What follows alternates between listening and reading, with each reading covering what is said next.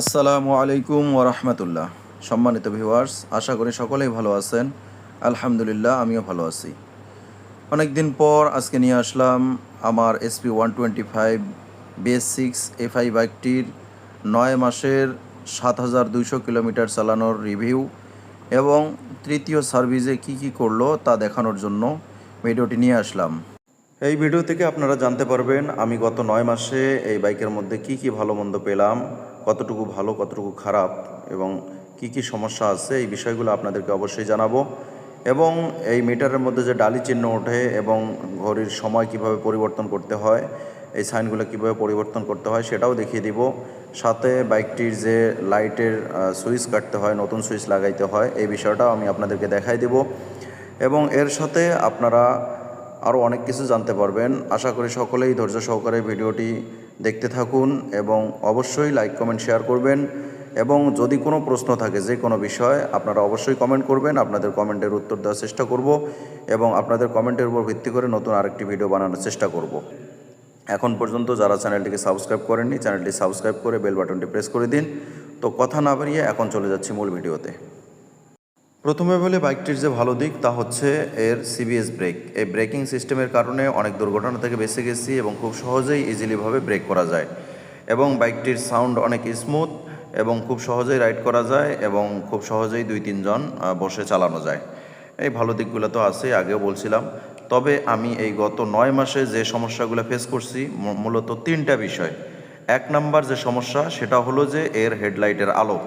এর হেডলাইটের আলোটা এমনিতেই সিটিতে বলেন অথবা আপনার গ্রাম এলাকায় বলেন, এগুলোর মধ্যে আপনার আলো ঠিক আছে, কিন্তু যখনই আপনি হাইওয়ে রোডের মধ্যে উঠবেন তখনই এই আলো দিয়ে আপনি রাস্তা দেখতে পাবেন না। এটার 1 নাম্বার বড় সমস্যা এবং যেটা ত্রুটি সেটা হলো এর হেডলাইটের আলো। এই হেডলাইটের আলো দিয়ে আপনি ফগ লাইট না লাগায়া আপনি চালাইতে পারবেন না, এতে আপনার অ্যাক্সিডেন্ট হওয়ার সম্ভাবনা খুবই বেশি। এই একটা খারাপ দিক। আরেকটা খারাপ দিক সেটা হচ্ছে যে বিষয়টা নিয়ে সকলেই বলে, সকলেই জানে এবং সকলেই এটা নিয়ে প্রশ্ন করছে, সেটা হলো এই বাইকের সাসপেনশন।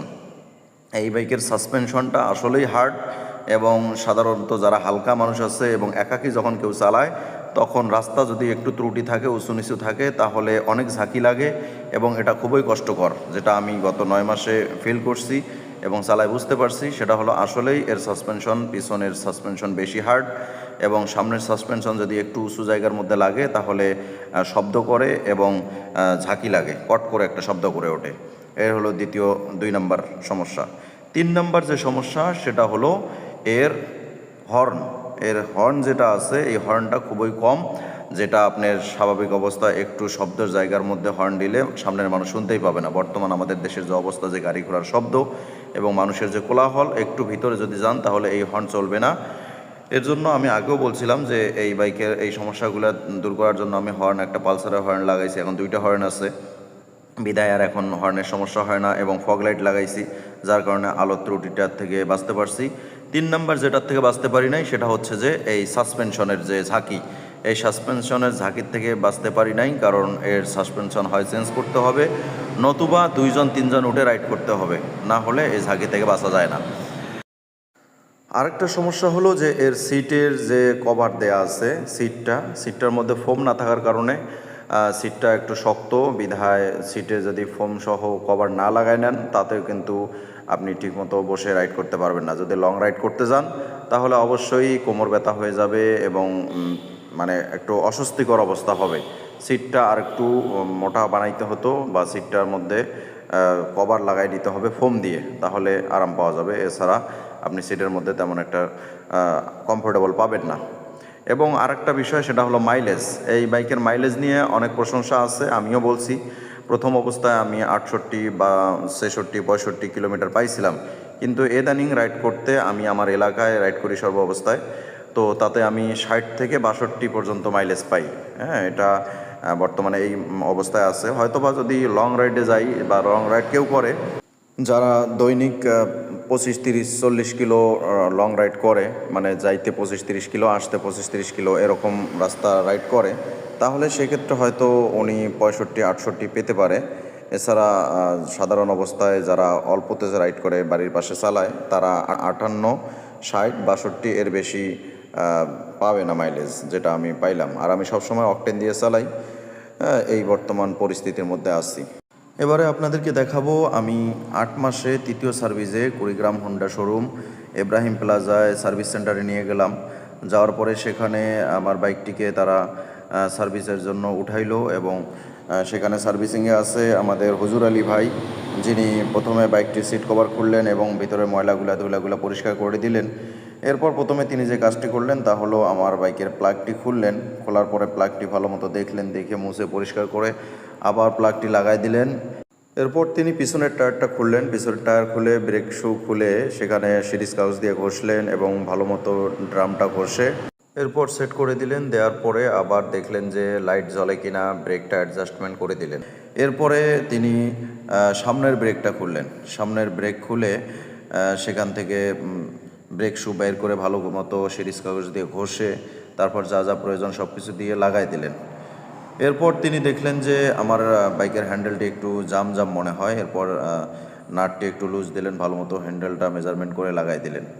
এরপর তিনি দেখলেন যে চেন লুজ আছে কিনা, চেন ঠিক করে অ্যাডজাস্টমেন্ট আছে কিনা দেখলেন, দেখে এটা লাগাই দিলেন। এরপর দেখলেন ব্যাটারির ভোল্টেজ ঠিক আছে কিনা, ব্যাটারি ঠিক আছে কিনা চার্জ, তার জন্য মিটারে মেপে দেখলেন যেখানে 12.30 থাকতে হয় সেখানে 12.88 আছে, সুতরাং কোনো সমস্যা নেই। এবার মনোযোগ সহকারে দেখেন যে সময় কিভাবে পরিবর্তন করতে হয় এবং টালি চিহ্ন কিভাবে রিমুভ করতে হয়। প্রথমে সেল এবং সেট দুটি বাটন একসঙ্গে প্রেস করে ধরে রাখতে হবে, তাহলে দেখবেন অন উঠবে এবং ডান পাশে সেটের মধ্যে টিপ দিলে ঘন্টা লড়তে থাকবে। তখন আপনি বাম পাশে টিপে ঘন্টার যত প্রয়োজন সেটা চেঞ্জ করে নেবেন এবং ডান দিকে আবার একবার প্রেস করলে মিনিটের মধ্যে চলে আসবে, তখন আপনি আবার বাম দিকে টিপে মিনিট ঠিক করে নেবেন। এরপর আপনি যখন ডালি রিমুভ করবেন তখন ডান পাশে সেট টিপে ধরে চাবিটা অফ করবেন, করে অন করবেন, তখনও ছাড়বেন না। তারপর দেখবেন যে যখন ডালিটা চলে যাবে এরপর আপনি ছেড়ে দেবেন। এভাবে আপনি ডালি রিমুভ করতে পারবেন।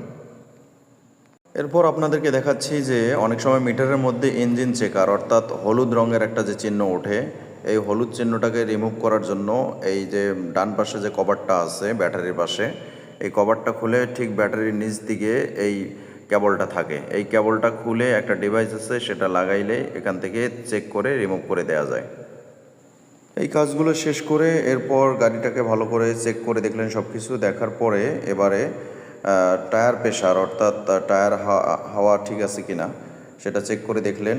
টায়ার প্রেশার চেক করে দেখে দেখলেন যে হাওয়া অনেক কম আছে, বিধায় আরও হাওয়া দিলেন। এবং টায়ারের মধ্যে আপনি কতটুকু হাওয়া দেবেন সেটা অনেকেই জানেন, অনেকেই জানেন না। পিছনের মধ্যে দিতে হবে 35 এবং সামনে দিতে হবে 25। উনি মেপে দেখলেন, দেখার পরে হাওয়া দিয়ে দিলেন, পিছনে 35 এবং সামনে 25। এরপর সেট করে দিয়ে দিলেন, এরপর বাইক নিয়ে চলে আসলাম।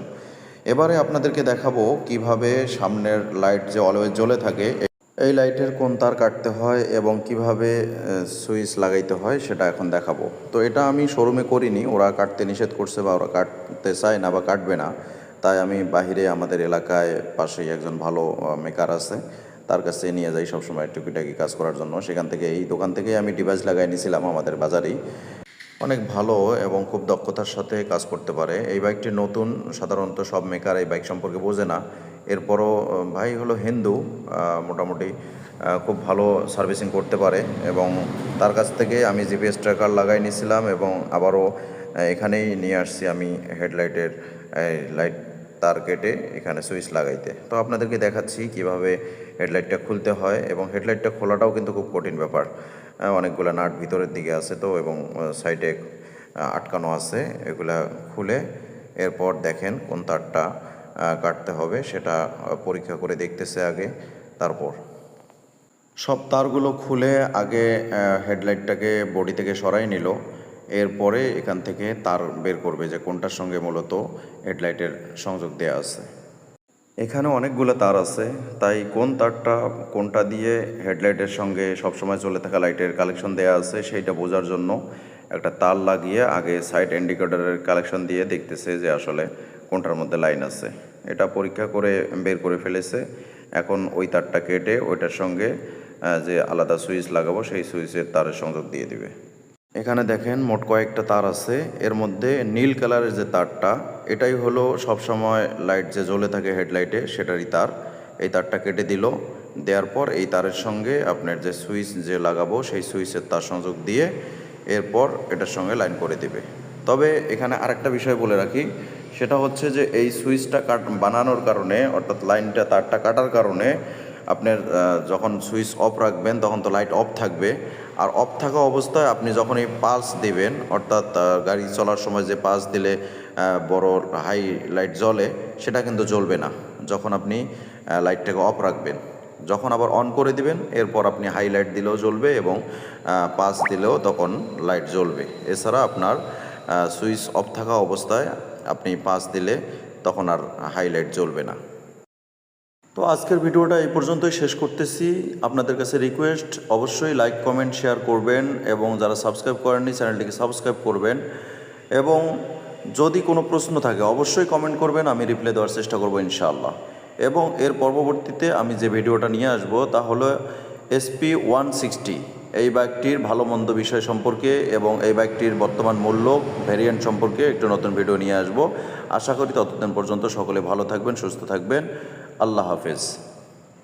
শেখ টিভি 99, নতুন পথ চলা। নিত্য নতুন ভিডিও পেতে চ্যানেলটি সাবস্ক্রাইব করে বেল আইকনটি প্রেস করে দিন। ধন্যবাদ।